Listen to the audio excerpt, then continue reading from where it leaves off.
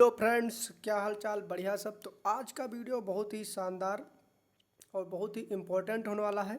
आज हम सीखने वाले हैं क्लास 12th फिजिक्स का भौतिक विज्ञान जो है 2024 और 25 बोर्ड एग्जाम के लिए अध्याय 1 से 4 तक 16 सबसे इम्पोर्टेंट टॉपिक। तो आज हम इस वीडियो में केवल यही सीखने वाले हैं कि एक अध्याय से 4 अध्याय तक 16 कौन से इम्पोर्टेंट टॉपिक हैं जो अगर आप इन टॉपिक को तैयार कर लेते हैं तो आपके 30 से 40 नंबर कहीं नहीं जाने वाले हैं।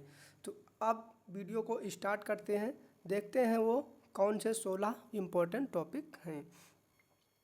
सबसे पहले हम देखते हैं कि हम 16 टॉपिक कितने यूनिट से कंप्लीट करने वाले हैं। सबसे पहले यानी फर्स्ट यूनिट है स्थिर वैद्युत की, दूसरी यूनिट है विद्युत धारा और तीसरी यूनिट क्या है? विद्युत धारा का चुंबकीय प्रभाव तथा चुंबकत्व। तो फर्स्ट यूनिट में हम देखते हैं कौन कौन से इम्पोर्टेंट क्वेश्चन हैं। तो सबसे पहले हम देखते हैं पहली यूनिट क्या है? स्थिर विद्युत की, जिसमें पहला ही चैप्टर है इलेक्ट्रिकल चार्जेस एंड फील्ड्स। तो टॉपिक 1 है वैद्युत आवेश तथा क्षेत्र। इस चैप्टर से कौन कौन से इम्पोर्टेंट टॉपिक हैं हम आपसे जानने वाले हैं। तो टॉपिक 1 क्या है? एक समान वैद्युत क्षेत्र में स्थित वैद्युत द्विध्रुव पर लगने वाले बल युग्म के आघूर्ण के लिए व्यंजक प्राप्त कीजिए। यानी क्या होता है कि एक समान वैद्युत क्षेत्र में द्विध्रुव पर लगने वाले बल का बल युग्म का क्या सूत्र हमें निगमित करने के लिए क्वेश्चन पूछता है और ये 5 नंबर में क्वेश्चन आपका पूछा जाता है। और दूसरा क्वेश्चन इसमें बनता है किसके आधार पर वैद्युत द्विध्रुव आघूर्ण की परिभाषा दीजिए। ये भी आपका 2 नंबर में क्वेश्चन पूछा जाता है। तो ये मोस्ट इम्पोर्टेंट क्वेश्चन है आपके बोर्ड एग्जाम 2025 के लिए। अब देखते हैं दूसरा टॉपिक क्या है। दूसरा टॉपिक इसी यूनिट से है और पहले ही चैप्टर से है वैद्युत आवेश तथा क्षेत्र से। दूसरा टॉपिक क्या है? वैद्युत द्विध्रुव की अच्छी स्थिति में क्या होती है? दूरी पर स्थित बिंदु वैद्युत क्षेत्र की तीव्रता का व्यंजक प्राप्त कीजिए। इसमें 2 टॉपिक होते हैं कि वैद्युत क्षेत्र में वैद्युत द्विध्रुव की अच्छी स्थिति तथा निरक्षी स्थिति में जो क्या होता है सूत्र निगमित करने के लिए आपसे पूछता है और ये 5-5 नंबर का डेरिवेशन आता है। अब देखते हैं अगला टॉपिक क्या है। अगला टॉपिक भी है इसी चैप्टर से वैद्युत आवेश तथा क्षेत्र से। और तीसरा टॉपिक है बहुत ही इम्पोर्टेंट ये टॉपिक है, इससे आपसे 5 नंबर का नहीं तो 2 नंबर का क्वेश्चन बनता ही बनता है। तो देखते हैं कौन सा है। गॉस प्रमेय का उल्लेख कीजिए। इसकी सहायता से अनंत लंबाई के पतले आवेशित तार के कारण किसी बिंदु पर वैद्युत क्षेत्र की तीव्रता के लिए क्या हमें सूत्र निगमित करने के लिए पूछता है। अब देखते हैं अगला टॉपिक क्या है। अगला टॉपिक भी इसी चैप्टर से है वैद्युत आवेश तथा क्षेत्र से।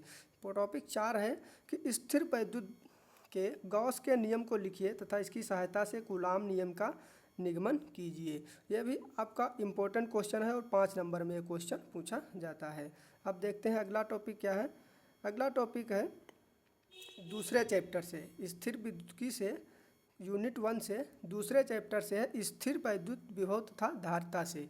और टॉपिक 1 क्या है? समविभव पृष्ठ को परिभाषित कीजिए और इसकी 2 विशेषताओं को उल्लेख कीजिए। यह क्वेश्चन 3 नंबर में पूछा जाता है और हर साल ये क्वेश्चन पूछा ही जाता है। कभी कभी 1 नंबर में क्वेश्चन बनता है कि समविभव पृष्ठ को परिभाषित कीजिए। तो अब देखते हैं अगला टॉपिक क्या है। अगला टॉपिक है फर्स्ट यूनिट से दूसरे चैप्टर से है वैद्युत स्थिर वैद्युत विभव तथा धारिता से। टॉपिक 2 है क्या है? वैद्युत द्विध्रुव के कारण अच्छी स्थिति में बिंदु पर वैद्युत विभव के सूत्र का निगमन कीजिए। यहाँ पर डिफरेंट है कि वैद्युत द्विध्रुव के कारण अच्छी स्थिति में किसी बिंदु पर वैद्युत विभव के सूत्र का निगमन कीजिए और जो पहले चैप्टर से पूछा जाता है वो वैद्युत द्विध्रुव के कारण अच्छी स्थिति में वैद्युत किसी बिंदु पर विद्युत तीव्रता की जो है सूत्र निकालने के लिए पूछा जाता है। यहाँ पर वैद्युत विभव है। अब देखते हैं अगला टॉपिक क्या है। अगला टॉपिक है मोस्ट इम्पोर्टेंट और पहले ही चैप्टर से है दूसरे चैप्टर से है फर्स्ट यूनिट से और चैप्टर 2 है स्थिर वैद्युत तथा धारिता। और तीसरा टॉपिक है वैद्युत द्विध्रुव के कारण निरक्षी स्थिति में किसी बिंदु पर वैद्युत विभव के सूत्र का निगमन कीजिए। ये भी मोस्ट इम्पोर्टेंट क्वेश्चन है। इस 2 में से एक क्वेश्चन कोई ना कोई पूछा ही जाता है और 5 नंबर में क्वेश्चन पूछा जाता है। अब देखते हैं कौन सा अगला है। फर्स्ट यूनिट से स्थिर वैद्युतिकी से ही, और दूसरा चैप्टर है स्थिर वैद्युत तथा विभव तथा धारिता। और ये टॉपिक 4 है, क्या है, संधारित्र किसे कहते हैं और संधारित्र की धारिता की परिभाषा दीजिए। ये मोस्ट इम्पोर्टेंट क्वेश्चन है आपके एग्जाम के लिए, और ये 5 नंबर में क्वेश्चन पूछा जाता है। अब देखते हैं अगला क्वेश्चन क्या है। अगला है यूनिट 2 से। यूनिट 2 क्या है, धारा विद्युत, और तीसरा चैप्टर ही नाम है धारा विद्युत, करंट इलेक्ट्रिसिटी, जिसमें के चैप्टर यानी टॉपिक 1 है क्या, मोस्ट इम्पॉर्टेंट है, अनुगमन वेग तथा धारा घनत्व के संबंध का सूत्र स्थापित कीजिए। और ये 4 नंबर से 5 नंबर में पूछा ही जाता है। अब देखते हैं इस यूनिट 2 का मोस्ट इम्पॉर्टेंट दूसरा टॉपिक कौन सा है, किसी चालक के मुक्त इलेक्ट्रॉनों के श्रांति काल पर ताप के प्रभाव की व्याख्या कीजिए। अब देखते हैं अगला टॉपिक इसी यूनिट से है, तीसरा, व्हीटस्टोन सेतु की संतुलन अवस्था में उसकी भुजाओं के प्रतिरोधों में संबंध स्थापित कीजिए। यह भी आपका 5 नंबर में क्वेश्चन पूछा जाता है, और ये 2 नंबर में भी क्वेश्चन पूछा जाता है। अब देखते हैं अगला टॉपिक क्या है, और इसी यूनिट से है, दूसरी यूनिट से धारा विद्युत से। चौथा टॉपिक है, धातुओं में मुक्त इलेक्ट्रॉनों के अनुगमन वेग के सिद्धांत पर ओम के नियम का निगमन कीजिए। और ये 5 नंबर में क्वेश्चन पूछा जाता है। ये मोस्ट इम्पोर्टेंट है, जो कि हर साल आपके बोर्ड एग्जाम में पूछे ही जाते हैं। अब देखते हैं अगला दूसरी यूनिट से ही है, 5वां टॉपिक क्या है, वैद्युत परिपथ के लिए किरचॉफ के नियमों का उल्लेख कीजिए और इनके परिपथ बनाकर समझाइए। क्या है कि वैद्युत परिपथ के लिए किरचॉफ के नियमों का उल्लेख और इनको क्या है, परिपथ बना करके समझाइए। ये भी 5 नंबर में क्वेश्चन पूछा जाता है। अब देखते हैं अगला टॉपिक है यूनिट 3 से। यूनिट 3 यहाँ पर होगा विद्युत धारा का चुंबकीय प्रभाव तथा चुंबकत्व से, और ये चैप्टर 4 है, गतिमान आवेश तथा चुंबकत्व। टॉपिक 1 है इसमें, बायो-सेवर्ट का नियम चित्र द्वारा समझाइए और चुंबकीय क्षेत्र का सूत्र लिखिए। यह भी मोस्ट इम्पोर्टेंट क्वेश्चन है आपके बोर्ड एग्जाम 2025 के लिए। अब देखते हैं अगला टॉपिक क्या है। दूसरा टॉपिक है एम्पियर का परपथीय नियम। एम्पियर के परपथीय नियम का उपयोग करके अनंत लंबाई के सीधे धारावाही चालक के कारण उत्पन्न चुंबकीय क्षेत्र का सूत्र निगमित कीजिए। यह भी आपका 5 नंबर में पूछा जाता है, और यह केवल इतना ही क्वेश्चन बनता है और आपके 2 नंबर का एग्जाम में आता है।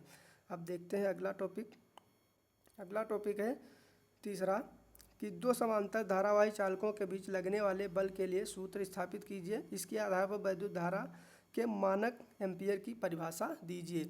इसमें केवल यही पूछ लिया जाता है कि 1 एम्पियर की परिभाषा दीजिए, और ये 1 नंबर में क्वेश्चन पूछा जाता है। और 2 समांतर धारावाही चालकों के बीच लगने वाले बल के लिए क्या है, सूत्र निकालने के लिए भी 5 नंबर में क्वेश्चन पूछा जाता है। अब ये रहे आज के 16 इम्पोर्टेंट टॉपिक, जो आपको बोर्ड एग्ज़ाम 2024 और 25 में होने वाले, बहुत ही आसानी से आपको 30 से 40 नंबर इस वीडियो से मिलेंगे। 30 से 40 नंबर। तो इस वीडियो को ज़्यादा से ज़्यादा शेयर करें, और अपने फ्रेंड लोगों के पास भी ज़्यादा से ज़्यादा शेयर करें। चैनल पर पहली बार है तो सब्सक्राइब करें, लाइक करें और कमेंट करें। तो मिलते हैं इसी तरह के शानदार वीडियो में अगले केमिस्ट्री के। तब तक के लिए जय हिंद, जय भारत।